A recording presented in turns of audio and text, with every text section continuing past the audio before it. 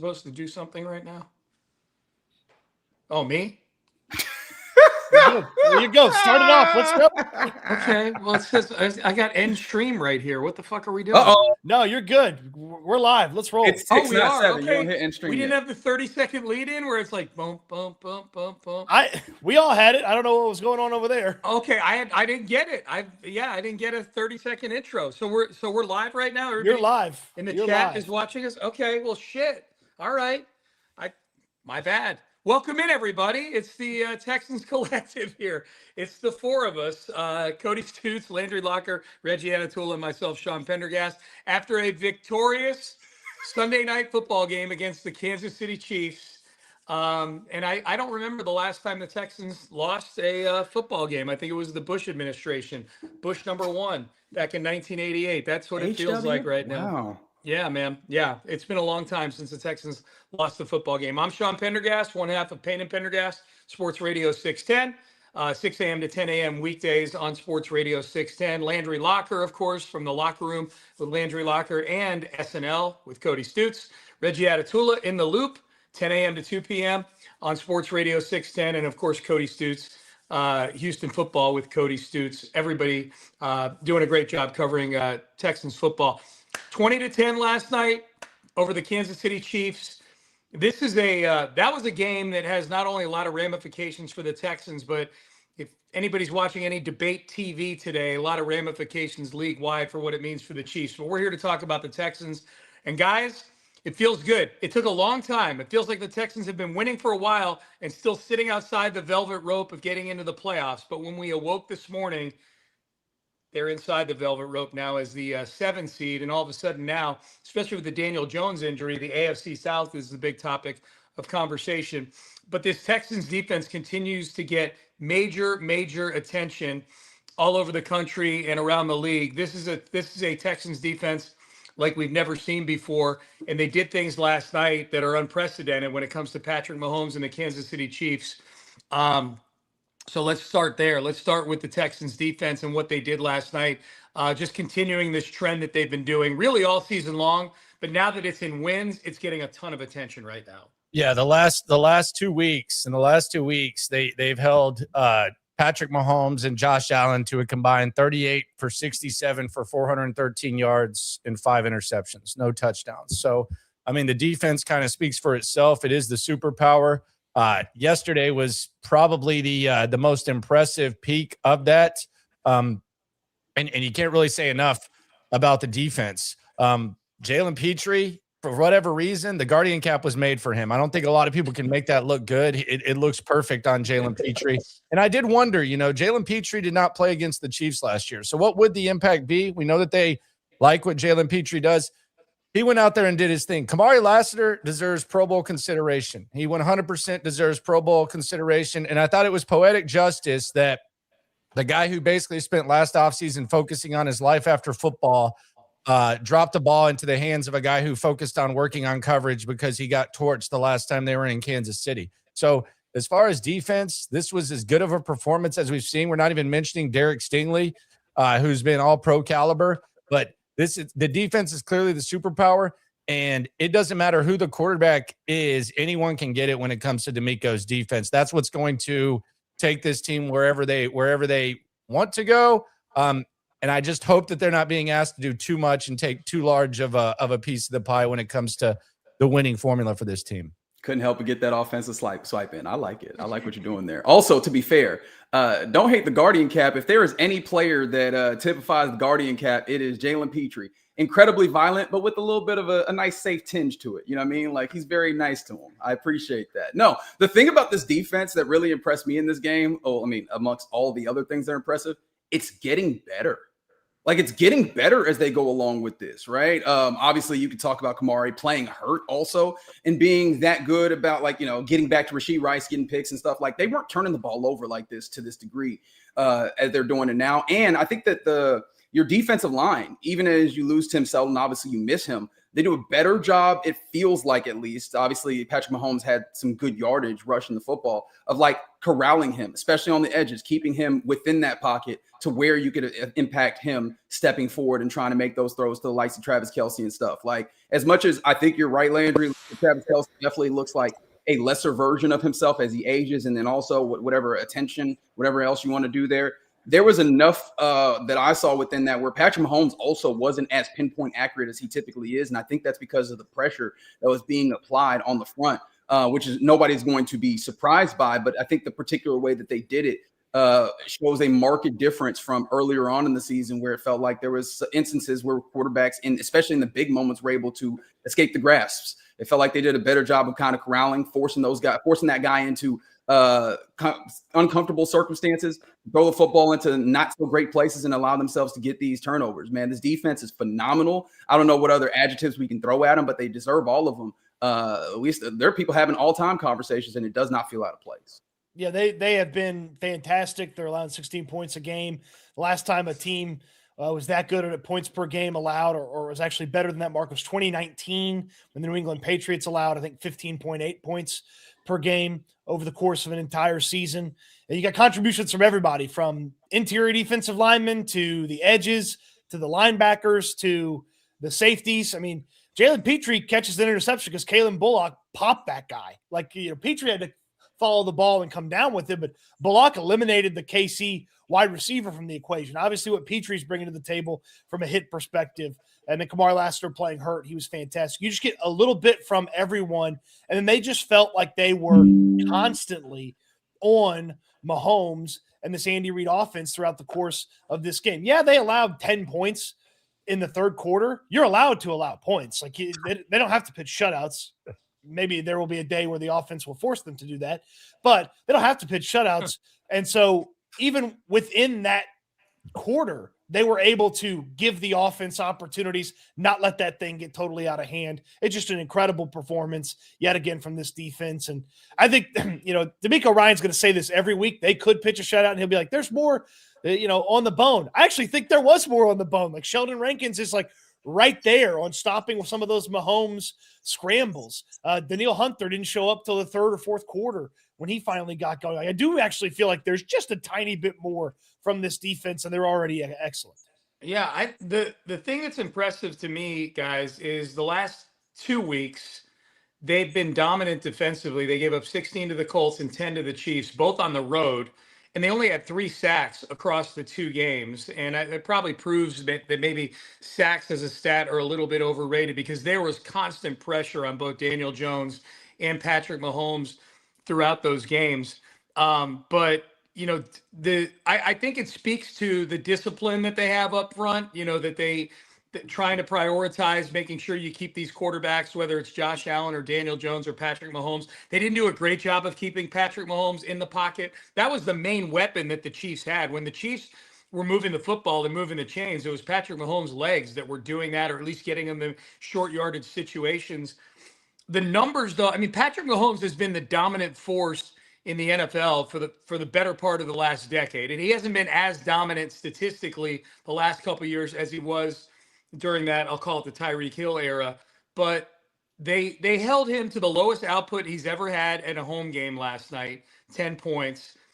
It was the first game he's ever had with no touchdowns, multiple picks, and lower than a 50% completion percentage. And I know they had a bunch of drops last night, but other than the 2 Noah Gray drops, I feel like some of those drops were the result of pressure up front, guys hearing footsteps. I think there is some truth to that kill zone thing that the Texans have going on. I think that factored into some of the Rashee Rice, skittishness late in the game. They held Mahomes to a passer rating of 19.8. They held him to a completion percentage. It was his lowest ever. That passer rating was his lowest ever. Lowest EPA, if you buy into that stat, in his career. But they did some things last night, especially when you consider that the Texans have been on the business end of some of those Mahomes things in the postseason and in the regular season. That was an historic performance from the defense last night, both not only for exercising some of the Texans' demons, but I think they were America's team last night, man. I think everybody outside of Kansas City wanted to see the stake jammed through the heart of the Kansas City Chiefs. I think there were a lot of people around the country last night that were rooting for the Texans in that game. And it was just really cool to see them come up big in situations, aided heavily by Andy Reid deciding to be a fucking dipshit in the fourth quarter of that game. Yeah, that was one of the dumbest things that I've seen. And if you watch the Texans offense, it was just like, wow, this is the biggest gift you can possibly get. I will do this. I will say this about the offense. They had 65 yards in the second half against the Buffalo Bills and Chiefs combined. They have less than 100 second half yards, and they won both of those games. That kind of speaks to the defense. But I will say, I've just decided I'm not going to expect this to be a good offense. I'm not even going to expect this to not be a bad offense, but I do give them credit that whenever they get the ball with 35 yards to go, they at least responded and scored there. I mean, beggars can't be choosers. I'm not trying to be trite. I think they deserve credit there. And I actually think, like, on top of the frustrations with the offense, which I'm sure we'll get to, I think CJ Stroud played pretty effing good, man. Like, I feel like CJ Stroud, a lot of the plays, especially on third down, they were made because of him. Like, it's not like these guys were just completely schemed wide open. I thought CJ Stroud was an absolute warrior out there. And I thought he battled, and I think he's playing the way that you're going to need CJ Stroud to play. Like, the two teams that we bring up with the Texans, or the two teams that at least I bring up, are 2017 Jacksonville and 2009, 2010 Jets. And in those situations, you needed Mark Sanchez or Blake Bortles not to be awesome, but in order to get to the championship, they had to make plays. They can't hold CJ Stroud's jock, and I think it's kind of a more extreme version of that. And I actually think, on top of the offense, I actually thought CJ Stroud played his ass off. There's a throw here and there that we can point to. The Hutchinson miss was bad. But outside of that, I thought CJ Stroud played really, really well, given what he has to work with.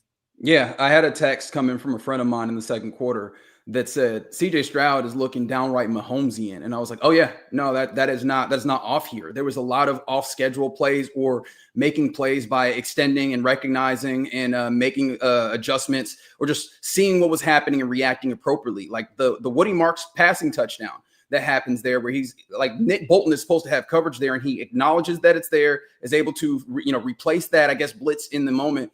And that is an easy touchdown that happens there because he has the awareness, but then also the willingness to step forward in that moment as he sees Bolton coming in, do a little jump pass off of one leg and get the ball out there. Like, these are the kind of creative things that I've been waiting for, like, to see CJ do within or just outside of the structure for a little while. Like, the question I guess maybe in an ineloquent way asked was, at what point does he say F it and just kind of finds ways to do things outside of the offense? I feel like this is kind of what I was anticipating in some degrees, and it's encouraging that he's finding time to do this. I don't know how much this has been inspired by having the opportunity to sit out and watch, but I hope that you get to see more of it as he continues to go. And one of the things that I was encouraged by offensively in this game is, in looking at this game, I was like, all right, the relationship that Mahomes and Kelsey have, like in the off, the backyard football type way, the off schedule type way. I was like, who do the Texans have that resembles that? And I really didn't have a good answer. I don't know if this is an exactly good answer, but it feels like Higgins is finding his way into that role. Like, there was I think it might have been the first down that he ultimately caught, where I saw him and I looked at him and was like, oh, early on in that play, he recognizes, he tries to find space, and he shows CJ his numbers, which sounds simple, but I think we all watching football know not all these guys do that. And he's starting to find that. And if you want to have CJ make plays off schedule, he needs to have a partner in that way. Nico's going to be covered a lot of those times. I like that Higgins is showing up in that way. And that was something that we talked about early on, the Tank Dell Noah Brown thing. I know Noah Brown kind of creates, laughter, but I mean, they both played really well off script with CJ Stroud when he was performing at the level that he was performing his rookie season, which was one of the all-time great rookie seasons. I do think guys that are capable of playing off script with him is something that he kind of missed last year. Even when Diggs was healthy and Tank Dell really wasn't himself. And the first glimpse we got of that was against Kansas City. So I do think the fact that Higgins can do that, I do think it's something that CJ is really, really good at. And quite frankly, with the situation that they're in as a football team and how they have to win games, those are probably going to be the plays that you're going to have to make. If you have any gripes with some of the CJ Stroud misses, Xavier Hutchinson at the start of the third quarter, Christian Kirk late in the game, a sound argument that if he hits Nico in stride, it's 7 instead of, Nico having to make a big play on the ball. If you have gripes with those, just understand that he went out there and, Landry and Reggie have laid it out. He went out there and made plays that very few guys in the league can make. Like you're talking about a handful of guys. The Jayden Higgins play is the one that comes to mind the most, but the off schedule with Nico, like he does some of those things, the ability to escape some of the pressure. Was there a little tough moment there in the third where nobody could figure out how to stop pressure? Yeah. CJ, Nick Kayley, the offensive line, nobody was figuring it out at that moment, but you'll take a lot of the good that CJ has with some of the bad. And certainly it's a lot easier to stomach and deal with when the defense only holds the opponent to 10 points and you win the football game. Also, one of those things with him missing high in the third quarter, it felt like was another credit that you have to give to the Chiefs defensive line. Like they were getting hands up. So things like screens and short passes were getting batted down early.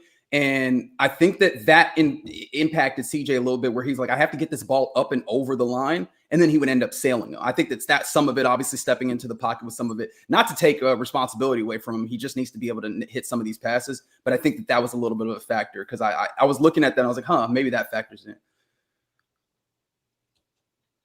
We lost Sean. Sean, are you there? Sean is muted. Sean is muted, dude. Oh, no. I think Sean's muted. Did he get put on timeout for cussing all that damn much? Try it now, Sean. Oh. Nope. This guy. How about now? Got me? Yeah. Hey, Okay. he returned. I didn't do shit. I don't know what That's fine. You're working now. Okay, cool. No, I was just going to say, I was excited about the scramble drill play to Nico because it feels like that was a staple back in his rookie year it felt like he hit one of those every couple weeks where he'd be rolling out and he'd throw it back across the middle and everybody go, no, no, no, no, no. And then Nico would catch it. And this time he caught it and then turned upfield and got the longest play of the game on a 53-yard catch and run to set up that touchdown. Now all that said, as we not heap praise on CJ Stroud, but I think praise a praiseworthy game defying the box score. Like 15 to 31 is not great, but I think if you watch the game, it was, there were some circumstances that contributed to 15 of 31. He did get over 200 yards in that game, and it was a defensive struggle. That game, the culture of that game last night was one where it was close to the vest, both quarterbacks under siege.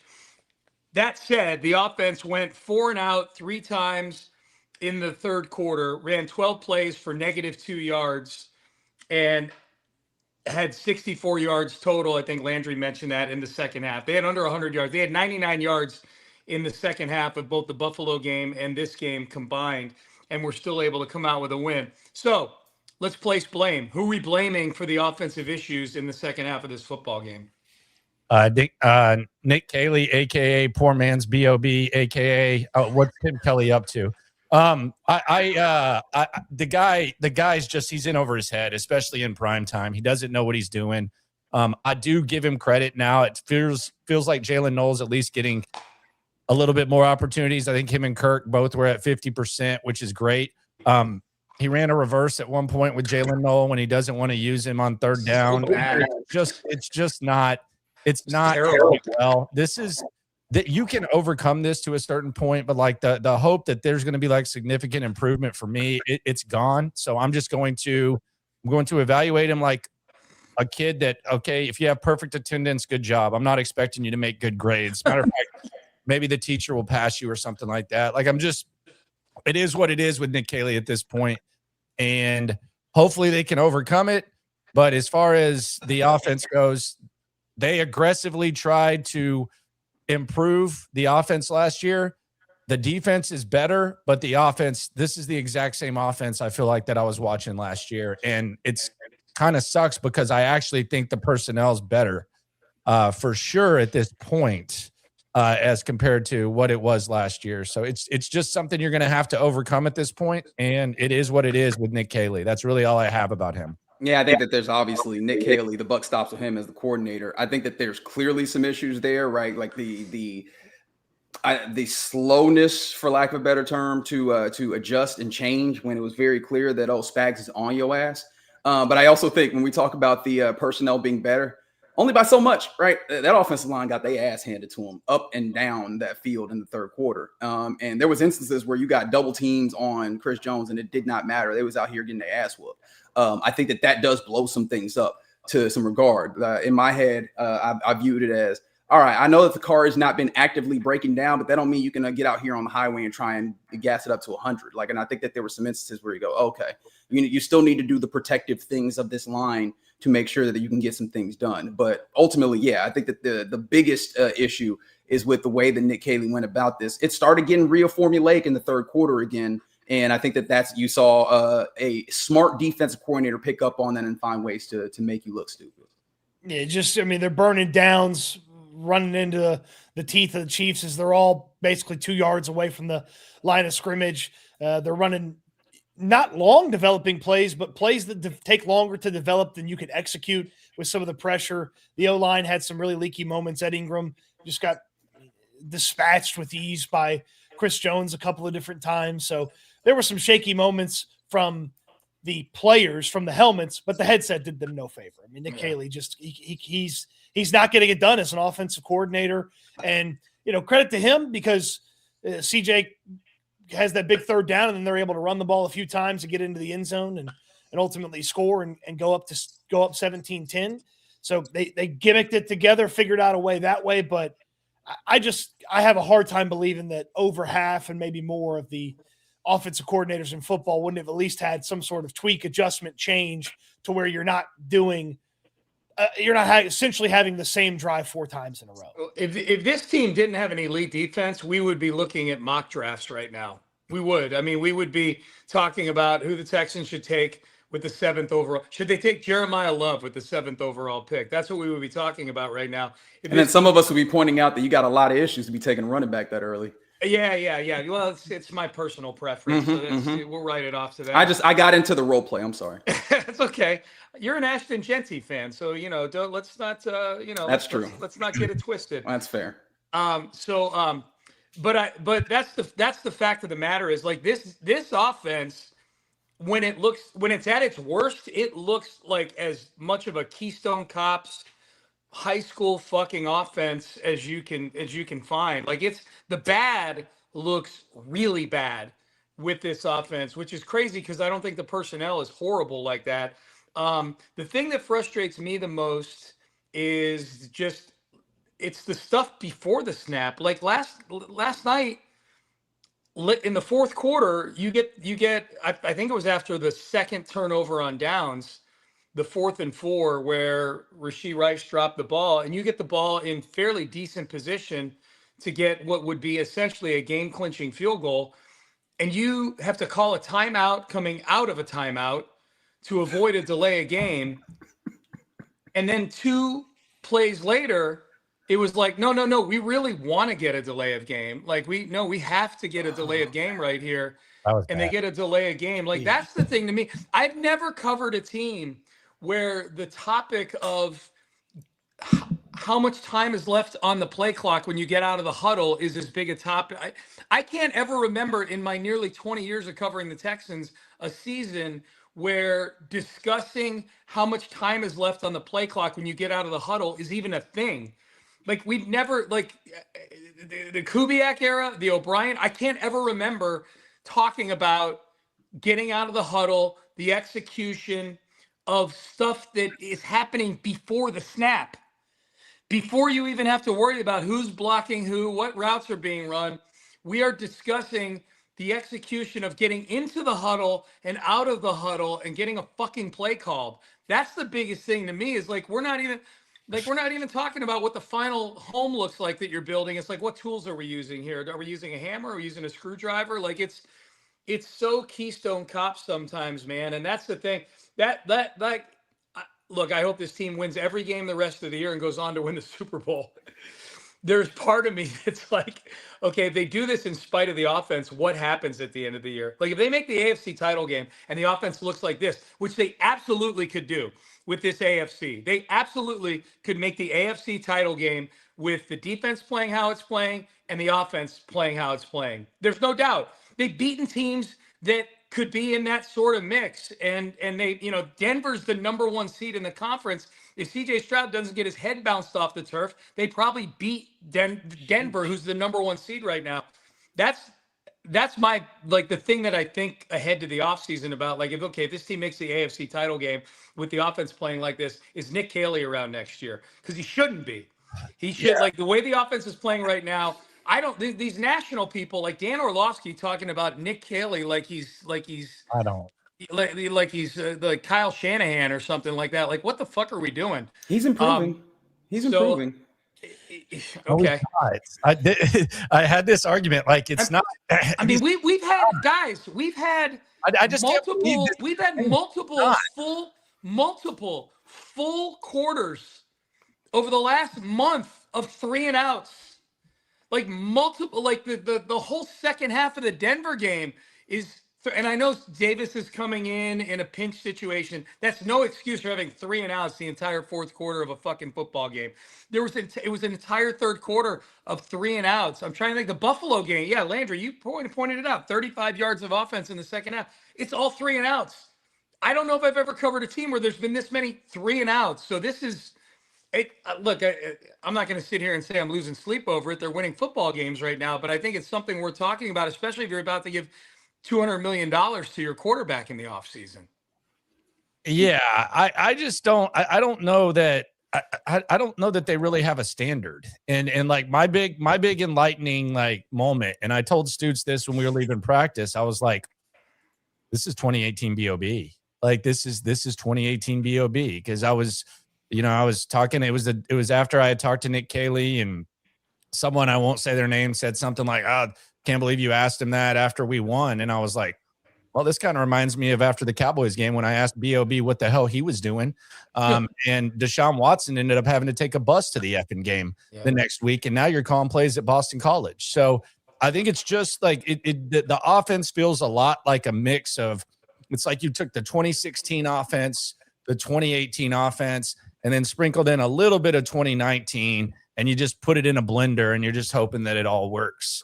And that's just kind of where they're at. I was amused last week at Kayley's presser. I don't remember who was asking, but they're basically asking him, like, how hard is it to stay with your process? It's like, what the hell has he done to, like, I mean, what has he done for us to even be talking about him like this? Like, oh, how hard is it when it's not working to do? It's still not, but it just is what it is. They have to overcome it. Maybe you get to see a little bit more Jalen Knoll. I will say this too. Running Woody Marks into a wall is probably like not gonna. It's not. I don't be surprised if Woody Marks he needs probably a week off, if we're being honest. Like, you're doing a lot of damage to Woody Marks right now, just running him into a wall where people know that he's running the ball. I know he's tough. I like him. I wish that they had a little bit more depth, but they're probably getting to the point where they're going to need to ice some guys up, specifically Woody Marks, because one of the biggest concerns, and this was a proactive concern, was the running back depth, how thin you are. And it looks like that's kind of playing out. They took I guess they added that white dude from Missouri from a couple years ago, whatever. Cody Schrader, yes, sir. Schrader. So yeah, I don't know how much of an impact he has, but they added him. So yeah, they're getting thin at running back, and just the whole offense is just, it is what it is. We've seen it. It's familiar. Poor man's BOB. Let's go. Yeah, I obviously tongue in cheeky it is getting better, but like not in a way that is it's negligible. Like not it is getting better, but it's negligible for the circumstances that you need, especially now that you're no longer being talked about as a team that is just over here being bad, as a team that that is actually in the playoffs right now and has a chance of making a run. This is not good enough. I don't know why I keep coming back to the thought of particularly radio engineer, which is incredibly niche, is a terrible way of making of having a level of metaphor or whatever. But like, radio engineers don't make their money Monday to Friday normally. They make their money when shit goes crazy. You know what I mean? Like when something is off the air, that is what they were getting paid for all that time. And Nick Kayley, like, it feels like those moments are when he defecates himself. Should I say? So yeah, like that's the problem. And you know what? I'm glad that you highlighted it, because I very much took the note of Woody Marks having like 26 rushes in this game, which is more than all but one game for Joe Mixon last year. And I was like, oh, that's problematic. And I did not go, hey, somebody's making the active decision to do that. while they Well, do this. and Reggie, it was 26 carries for 68 yards. That's right. If it was 26 for a $180, you're like, oh man, dude's just running crazy. Dude. You go 26 times for 68 yards, you are taking some car crash punishment, man. And he earned every bit of it, quite frankly. Yes. Like it was a very impressive display by him, and he limps off the field every effing game. Like every game he's getting hurt. It's just, I hope, and I think they might have this luxury. My dream scenario, because I'm petty like this, my dream scenario is that they face the Colts week 18. They kind of have their fate decided, and they just lose on purpose and keep the Chiefs out of the playoffs. That's kind of like my dream, dream scenario where they just stay down and like somehow the Colts gut out a couple dubs and that happens. But they're going to need to ice these guys up. Like Woody Marks needs some rest. Trent Brown could probably use a week off too, if we're being honest. So yeah, they're gonna have to win these next couple of games. But running Woody Marks 100 miles per hour into brick walls 30 times or whatever, not ideal. For whatever this does to make you feel good, and maybe you don't care because you got to see it to believe it. At the very least, the head coach's head is not in the sand on two things specifically that we've just talked about. One is Woody Marks and how much they've used him. He specifically addressed it today. I'm curious about that. He specifically addressed it today. Like, yeah, he's running a lot, and like, what can they do for it? I don't know. They don't have any backup running backs, so I don't know what they can actually do with it. British Brooks. And maybe Woody Marks takes that decision out of their hands because he may not be able to go. British Brooks season. The other one is there were times last year in the midst of Bobby just being an awful offensive coordinator that DeMeco Ryans would ignore or deflect or do treat everybody like they're a little kid and be like, look over here and don't look over here. I hate that. Those days are done. That's not the case now. I mean, we're not good enough on offense. The third quarter wasn't good enough. The end of the half wasn't good enough. We have to be better. We have to be more urgent. We have to identify where the rush is coming from better. We have to block it better. Like boom, boom, boom, boom, boom. You have to get plays in faster. Yeah, we have to get plays in faster. It's like, it's not quite last year where we walked out of a press conference and we were like, well, if that's my boss and he's trying to kind of co-sign my job, I'd be in trouble if I was Bobby Slowick. It's not quite that, but it's at least on the head coach's radar from a big picture, long-term standpoint that this offense ain't getting it done. And I think he watched one Super Bowl caliber defense get wasted last year.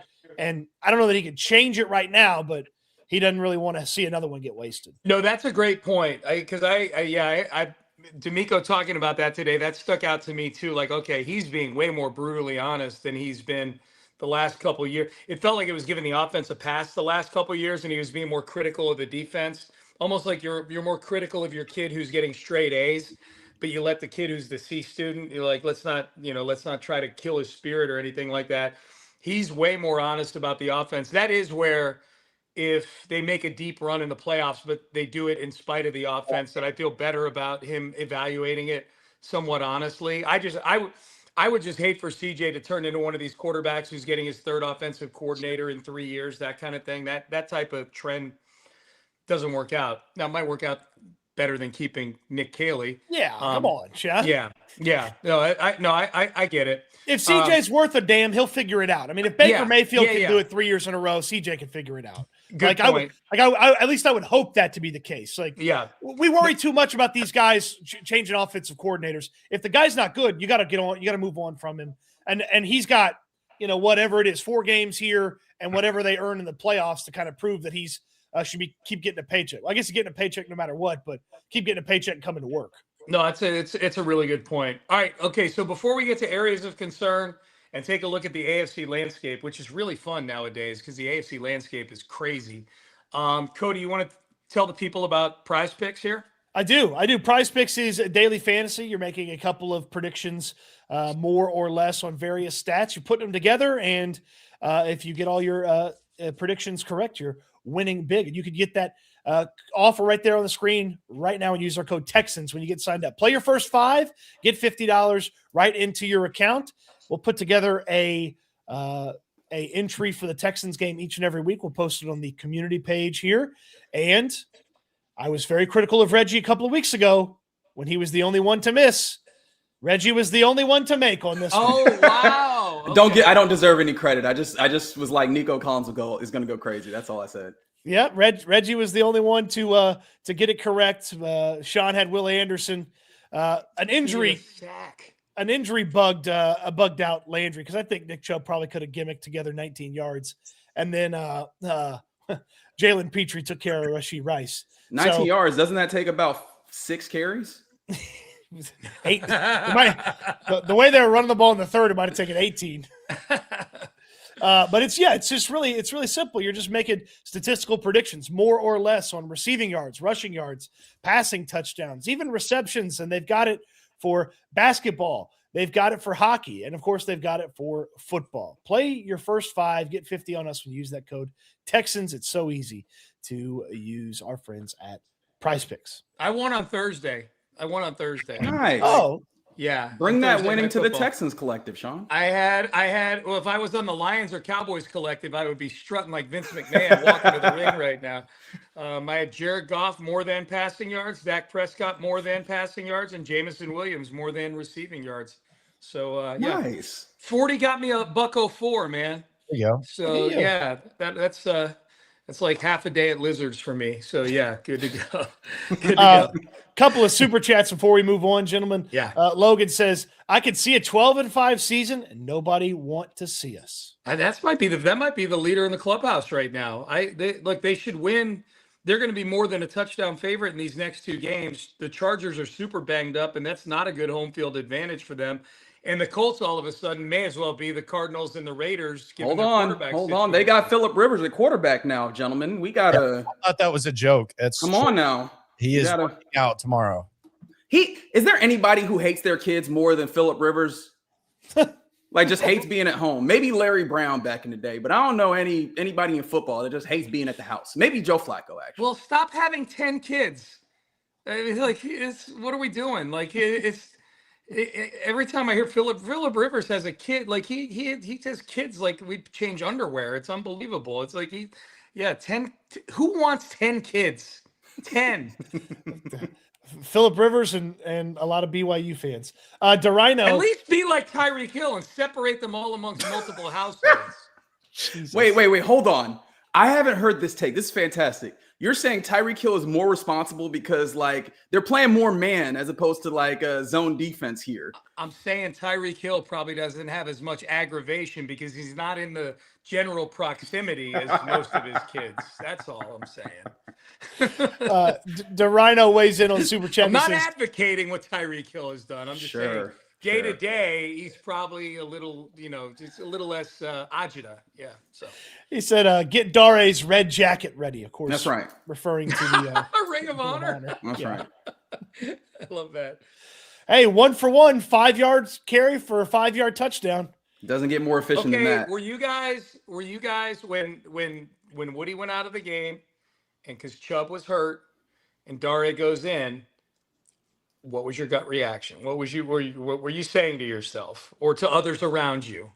It's going to be 10-10 and the Chiefs are going to take over on the 1. Yeah, right.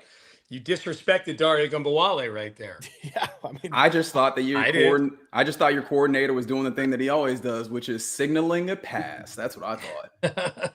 You literally could have given me, like, they're 5 yards away. You could have given me probably 15-1 odds that he was going to score a touchdown. I wouldn't have taken it. He did good, man. He kind of cut back and put his head down and boom. Ran hard. Yeah, ran hard. And Landry's one of the best at this at pointing this out. Just because the results work doesn't mean the process was good. They ran out of the shotgun again. It was good blocking. It was good blocking up front. You got to admit, they created a gap. Yeah, he put it all out there, man. Yep. He's their guy. This was a good coach's pet get day for D'Amico and company. Like, this was like, it's hard to imagine that there was a better coach's pet day. Dare scores. Petrie gets an INT. He's his favorite player of all time. He gets an interception, and then Kamari Lassiter he loves. This was a very good. He loves Kamari more than any other human being. If you ask anything about leadership or the vibes of the defense or whatever, Kamari's name gets brought up. Kamari's getting 4 years, 160 million in a couple of years. Kirby Smart, big Kamari guy too. Went on that viral rant about it. I feel like Kamari is a but you know what he's coach's wet dream though. No, but you know what he's not? What's that? He's not a bitch like Notre Dame, because when they don't get in the playoffs, he goes and plays Florida State in the bowl game because he wants to play football. So he could definitely not go to Notre Dame, Sean. I didn't see the setup. That was brilliant. I love it. Yeah, that was what I have nothing to come back. That's what can I say? My team bowed out of a bowl game, man. Sean's gonna leave the collective early. Don't do it, Shawnee. We're Don't do it, Sean. I didn't even know when this fucking thing started. I'm just looking around waiting for the intro music. I'm like, I felt like a jabroni walking out with no walkout music. Yeah, it's okay. Notre Dame didn't know when the playoffs starting either. That's right. Thank you. Okay. Do we have more folks in the chat we want to hit here? Or we, a couple more super chats. Tavis with a super chat. Appreciate you. And then Alan says, when are they going to recognize the Texans listening to Chris Collinsworth slob the KC knob? Was hard to watch. Slop the knob is a good saying. I like that. Yeah, like corn on the cob, as 3-6. Corn on the cob and slob the knob. That's right. Yeah. It's not going to happen until you have sustained success. Like, I think that we are all annoyed with the general love fest that was happening with the Kansas City Chiefs, but you've got to acknowledge where it comes from, man. Like, when you're in media and you got your meal ticket over here, right? Like a team that is constantly one that has a level of intrigue that people care about, we're going to talk about them, right? That's why a lot of your favorite debate shows were talking about the downfall of the Chiefs today, as opposed to do we want to call it the rise of the Texans? I think that we're still looking at the offense and having some questions. But yeah, like the way that the Texans were able to show out in that game, like that's why. It's the same reason why we always hear about the Cowboys, same reason we always hear about LeBron, man. Like, I think that it always tickles me that we all act surprised that these people are going to go where a majority of people are. That's how this thing works, unfortunately. It's still a scary team too. Like I still feared Kansas City. So I understand the love fest for sure. That was as tough of a game as I think you could face at this point. Like, if you told me what's the game that you at least want to play with AFC teams that were in the picture, going to Kansas City is probably near the top, if not at the very, very top. Yeah, the further they can get away from the playoffs, you just don't want to end up with some Mahomes magic on the schedule for any reason, regardless of what it is. Even if he was coming to NRG Stadium, I wouldn't want to see it. We're talking about him like he's a goddamn leprechaun, guys. I love it. How many guys could have had even that performance? No, I am not saying that we're wrong in doing that. I just wanted to point out, like, that is why he is a magical unicorn that we still talk about. Hey, until the horror movie ends, the horror villain's not dead. Okay? That's a great point. All right. Until the credits roll, the villain's not dead. And even then, sometimes still alive. I think there's a Halloween 700 coming out. That's a great point. They all come back to life. Yeah. Yeah. I don't know if they die when they die. Well, the sequel might be next year, but for right now, you're very close to rolling credits on 2025 Patrick Michael Myers Mahomes. Yep. So areas of concern, boys, are 8-5, 5-game winning streak, but it's not perfect, obviously, as I think we've outlined over parts of the last 45 minutes or so. I'll start because you guys were just talking about it a couple minutes ago, and I said this before the trade deadline. I didn't necessarily need Breece Hall in a trade. I didn't need a marquee back or anything like that. But I was saying before the trade deadline, they've got to bring in somebody else that's above the level of Dare Ogunbowale, touchdown notwithstanding. And at that time, Dameon Pierce, who's now a member of the Kansas City Chiefs practice squad, because you were one injury to either Woody Marks or Nick Chubb away from having those guys be a prominent part of the offense, unless you just decide to not run the football and just run the run and shoot. And I know British Brooks is on the roster as well. If he were worth handing the ball to, he'd be getting the ball handed to him right now. That I'll start there. That was and is my biggest area of concern, is that on an offense it's already challenged in a lot of ways. There is a talent issue in the running back room right now. Yeah, the depth. I think they need to get healthy. They got some guys that have been banged up pretty consistently. They need to get healthy. I'm hoping that there's at least 1 week if they can spread it out with the guys, but that would be the concern. We don't need to harp on the offense. We already dedicated a large chunk of the pie to that, but I do think that we can. I'm always open to it, but like I would say that health is something to keep an eye on for sure. Like you can't keep doing this with Woody Marks and expect that to go well. No. Yeah, you talk about areas of concern. There is actually an area that is named. It's called the red zone. Like that one, they are mediocre in the red zone, even as they have found a way to actually get in the end zone every once in a while. Like that 2 for 4 in this game, and I'm still looking at it like you need to put up more points in some of these circumstances. The defense is not going to be pinpoint perfect every single gosh darn time that you get out here. Plus, you are thinning the margins by, again, we talk about the operations. Also, game management continues to be one of those things where if you don't have the other side help you out, that can also thin the margins. You got to be able to, at least when you get down into the red zone, punch it in more times than not. And right now, even in the last few weeks, they've been sitting right about even. Yeah, Reggie, you mentioned the game management element. I thought it was interesting. D'Amico Ryan just said, "Oh yeah, we got to be better at the end of halves." Like he has no say. I was like, "Oh, so it's not your fault." Okay, good. It's somebody else. We got to find out who's at the bottom of this. Like they get that. I've been blaming you the entire season. It's somebody else's fault. Thank God. They get that that big play, and they got to run down the field, and I'm screaming like timeout, timeout, timeout, timeout. And then they get to the line of scrimmage and I'm like, spike it, spike it, spike it. And then they go to try to run a play and nobody knows what they're doing. And I'm just like, and then Ursery takes off early and they had to burn the timeout anyway.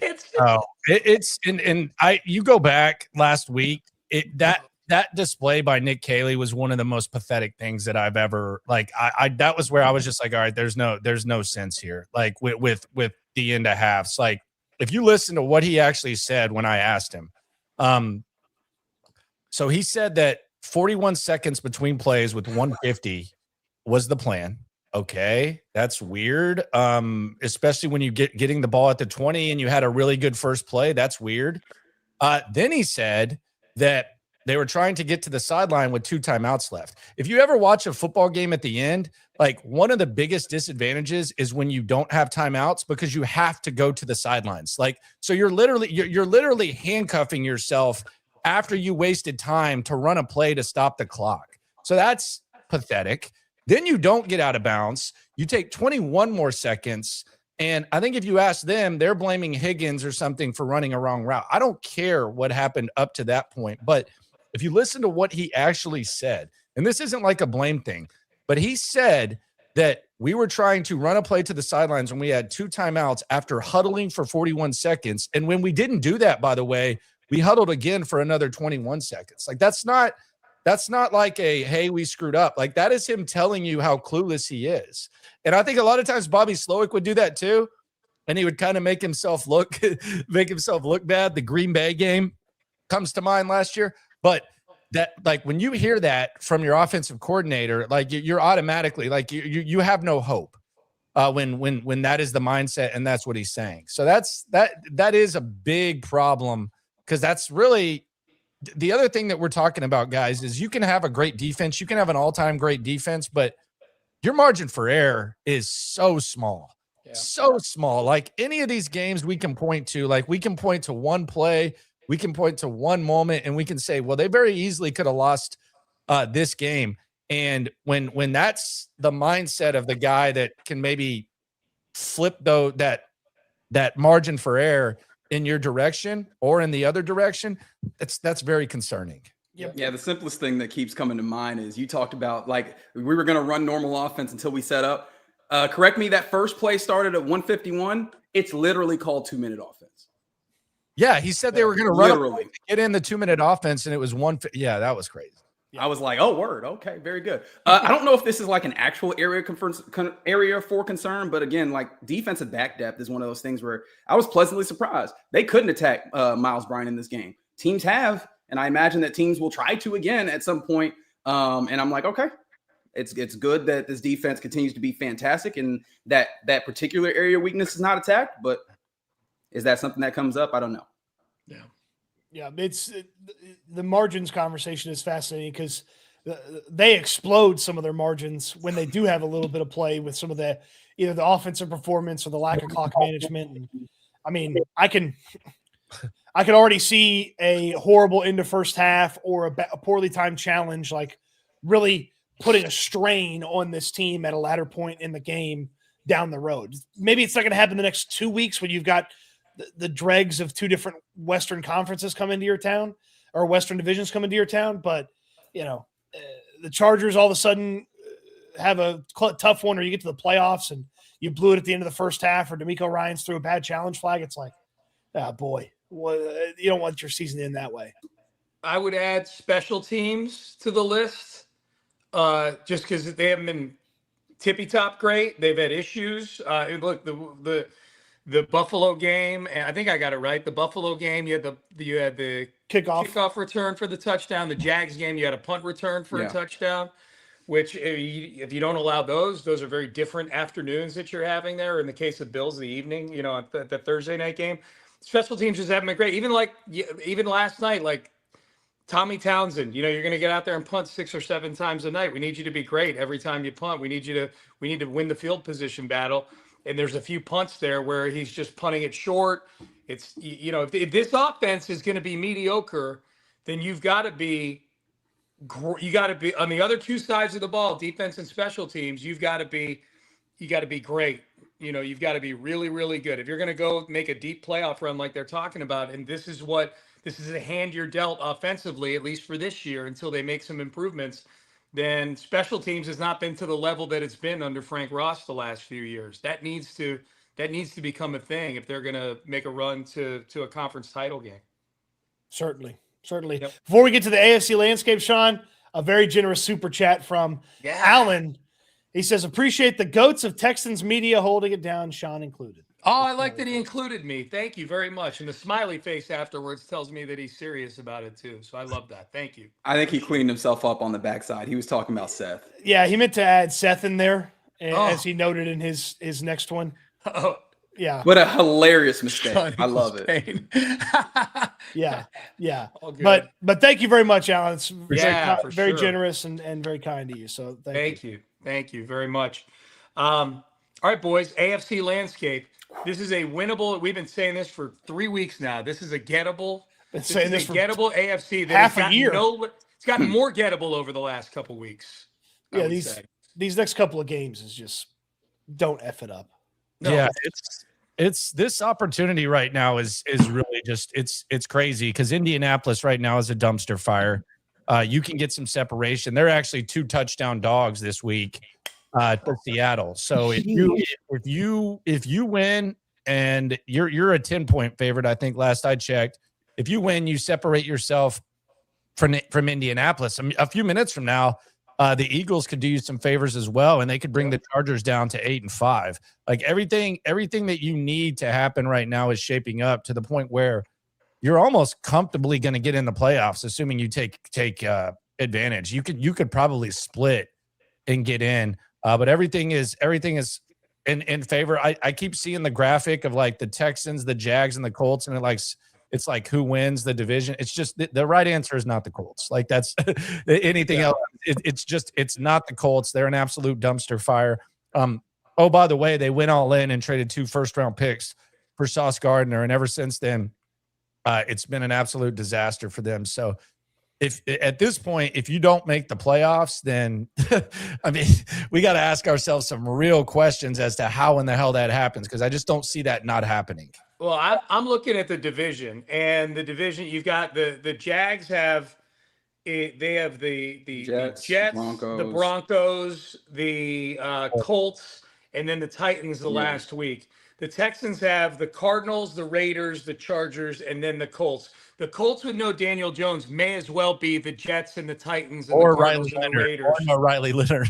Right. I watched every snap of him last year. He's not ready to play in the NFL. So the Colts right now may as well be one of those dregs picking in the top 5 or 6 teams just in terms of what their potential is. Like you said, Landry, they're a 2-touchdown underdog. Here's the thing. And so the Texans have 3 games that are going to be relatively easy, and the Chargers. The Jaguars have 3 games that are going to be relatively easy, plus the Broncos. Of those easy games, there will be one of those 2 teams is going to lose. It's just the way the NFL works. Don't be that team. don't be. I mean, the Jags did it 2 years ago in Week 18 against the Titans to give the Texans the division. Those three other non-hard games, non-Chargers, non-Bronco games, it's not going to go 6 for 6 for the favorites in those games. It's just the way the league works. Do not be the team that's giving up that game. Take care of your business. All 3 of those games for the Texans are at home. Take care of your business at NRG Stadium. Let the defense do what they do in that stadium, and make sure you win those 3 games. 3-1 has to be a worst case scenario for this team. That has to be the worst case scenario for this team. And it probably is. I'm in the place where I'm like, go ahead and finish out the season with 9 straight. Like that one, that is where maybe that's unfair, but I don't care. Like that is where I am, especially because you have an opportunity to be the 3 seed, and particularly with how messy the AFC is. Yeah. You could host not 1, but maybe 2 games, depending. Like things could go pretty haywire, in this AFC. Because I mean, the top 2 teams probably have quarterbacks that I don't know that you say that you're absolutely in on, even with Drake May being like an absolute baller this year, right? Has he played in these circumstances? A question that needs to be asked. So yeah, man, like put yourself in. We talk about margins, right? Even if you're not going to widen your margins on like the actual game-to-game circumstance, if you win in such a way, you can widen your margins in the playoffs, which is going to be necessary because you haven't widened your margins on the game-to-game circumstance. The biggest thing is 4-0. Go 4-0. Do the best you can. Take care of your business. Yeah. Don't worry about anybody else's paper, and then the chips will fall where they may. After you go 4-0, you can start thinking about 2 games for the Jaguars that are super important. One of them was going to be the Colts game. The Colts are dead in the water now, so it's not that one. If you have designs on the division, you need Jacksonville to go 3-1, and you need that loss to be to the Denver Broncos. Yes. And if they lose to the Denver Broncos and you go 4-0, you win the division. That's it. We don't have to worry about this or that. That's going to be the scenario where you win the division. Mm-hmm. And if you stumble at any point, you're not going to win the division, and you may not get that 5 seed. Because I'm telling you, if you can get to the 5 seed and you go to Pittsburgh to play the ghost of Aaron Rodgers and Mike Tomlin, that's going to be a blast. Yeah. That's going to be so much fun. Oh, yeah. And then you just need, a couple of upsets, and next thing you know, something's headed to NRG Stadium. Yeah. Yeah. It's going to be wild. The top is favorable. I mean, that's at the very least, even if you're like they got to show you that they can do it on that stage when you're talking about Drake May and you're talking about Bo Nix. So it's playing out. And I actually thank you, Pittsburgh. Like I would like Baltimore to just get out of the playoffs, quite frankly. I still have a healthy amount of respect for what they've done to D'Amico and company, even though Lamar looks banged up and he looks like kind of a shell of himself at the moment. But if you can just keep them out of the playoffs, everything's going very, very well for you. I do, again, going back to D'Amico, I do love that he is acknowledging that they got to be better on offense too. So it's not just a win or get in. I like the mindset of the leader of the squad for sure. I'll be the hater. Okay. I feel like D'Amico is doing that, but he was doing the, we're all in this together thing. Shout out to the High School Musical early on in the season, which was the level of defense for the coordinator. So like he has come around, but we're not going to pretend like he did this all year. No. He hasn't done this. He hadn't done this most of his tenure. There's no doubt about that. I think it's notable that he has turned on him and is publicly shaming him. Right. I just want to make sure it was clear. My bad. Yeah, no. I don't think anybody's saying he's always done this. Oh, hell no. Kenyon Green was awesome. Yeah, we were just focusing on the negative with Kenyon Green last year. Go watch the tape. Oh, you don't want me to do that. I don't. You don't want me to do that. We have a super chat here before we finish up here, gentlemen. Our weekly update from Houston Misfortune. Yes. On the John Carroll Blue Streaks. John Carroll's moving to the quarterfinals after a double OT thriller to knock off 2-seed Mount Union. That's unbelievable. Mount Union's good. Go Blue Streaks. That's a Casario versus Cecil Shorts action right there is what that is, right? There you go. Isn't Cecil Shorts a fighting Mount Union, whatever they are? Yeah. I just like how Reggie hit us with they're good, and I guarantee you Reggie's watched negative Mount Union games this year. Raiders. No, I just know that they're one of those D3 powerhouses of Mount Union. Okay. That's all. Reggie's they're good. They had a highlight on like either the not top 10 or the top 10 on Sports Center from that game. That's a big gap right there, Sean. I just remember looking up at the TV in studio, and there was a number at the bottom of the screen. I couldn't see if there was a not or not. Yeah. So, all right, boys. Well, back at it, back home after a few weeks off. So looking forward to seeing everybody up in the press box next week. That'll be fun. Yeah. Home game with Jacoby Brissett, who's got victories from various teams over the Texans. So, By the way, this is going to be the most hating that Sean does all year. I can promise you. The most what? The most hating you do all year in a game week because he hates Jonathan Gannon. So just do you really? Yeah. it is going to be a lot of hating by Sean. He hates Jonathan Gannon. I think you're minimizing my ability to hate other people. Jonathan Gannon is up there though. He's up there for sure. He's up there. So I enjoy the 3-10 record right now. Yes, or whatever it is. I also like this is going to be one of those weird things. I also kind of hate Marvin Harrison Jr. a little bit because everybody was like, well, you traded away a pick that could be Marvin Harrison Jr. and then he's not any good. Yeah. And it's like, so I kind of hate Marvin Harrison I Jr. still have Marvin Harrison Jr. hope. Eventually it happens, maybe. Yeah. Maybe not. I mean, Michael Wilson's had 2 100-yard games in the past 3 weeks, and Marvin Harrison's had 2 in his career, so I don't know. Yeah. You mean Maserati Marv? What? Yeah, it's Mazda Marv. Hey Landry, are you glad I made it through the whole show without mentioning that I went to bed at 2:00 in the morning last night? He did. Oh, but you showed it to start the show. Did I miss it? Did we have the whole 30-second countdown thing and I missed it? We did. Yep, we did. At least I did. I don't know if they did. I did. I don't think I did. I just wasn't paying attention. I don't, because I usually hit the unmute. I usually hit the, because I like to hear the boom, boom, boom, boom, boom, boom, boom. I don't know, man. Yeah. Okay. That was definitely not what it sounds like. Sean has about 3 incredible moments I'm going to have to pull from this episode, including him just going, bow, bow, bow. Exactly what it sounds like. It's exactly. Look at my rhythm. You made it sound like an old timey cartoon. I know. I'm the worst. Never realized our intro was ragtime. All right, we're done. We are out of time. We got to go watch Monday Night Football. Shout out to the Texans. The hoes love me, man. Yeah, thank you. Yes, Landry, you got a stream going tonight? 10:30 localized outlook, and it will be impacted by Monday Night Football. So we'll wait till the conclusion of this one. It could be real crowded around here.